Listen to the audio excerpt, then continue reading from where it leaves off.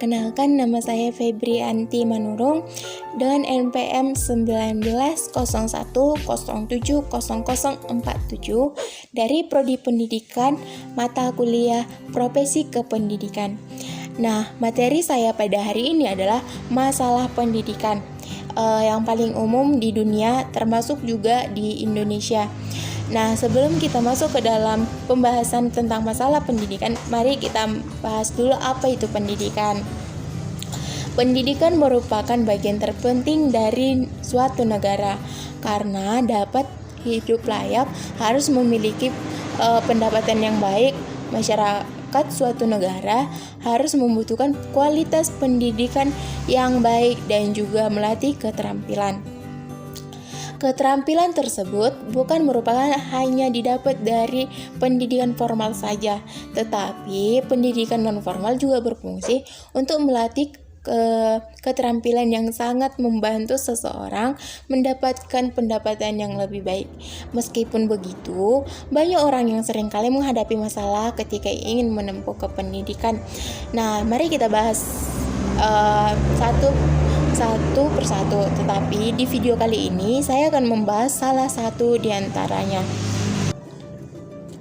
Yang pertama, tidak memiliki guru atau guru yang tidak terlatih. Yang kedua, tidak tersedianya ruang kelas yang memadai. Yang ketiga, dana pendidikan yang kurang. Yang keempat, kekurangan bahan belajar. Yang kelima, jarak sekolah yang sangat jauh. Yang keenam, nutrisi yang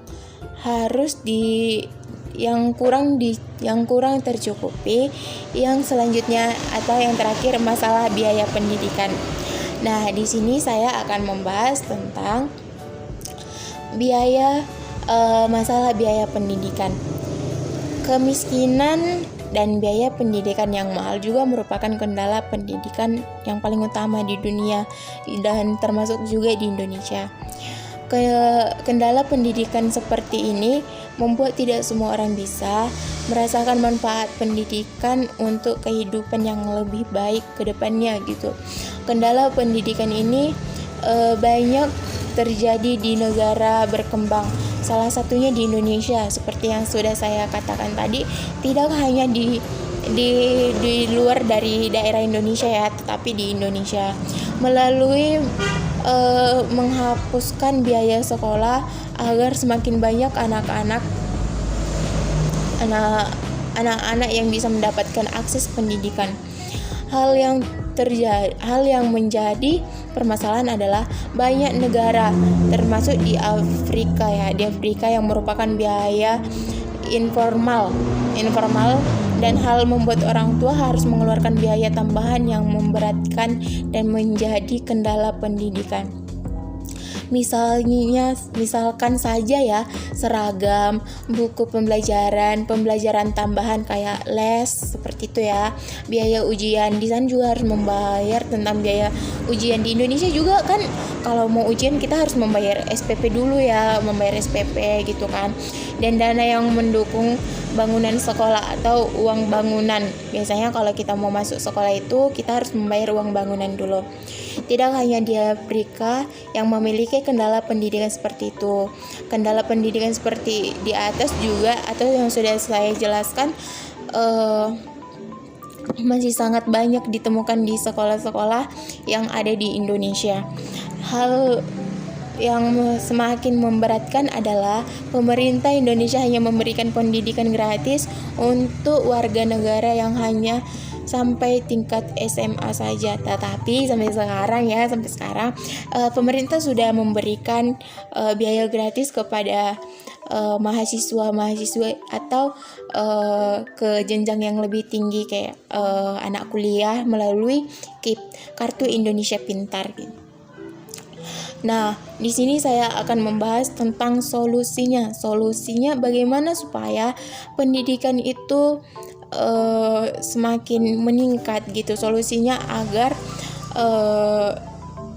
permasalahan tentang biaya ini tidak menjadi salah satu atau tidak menjadi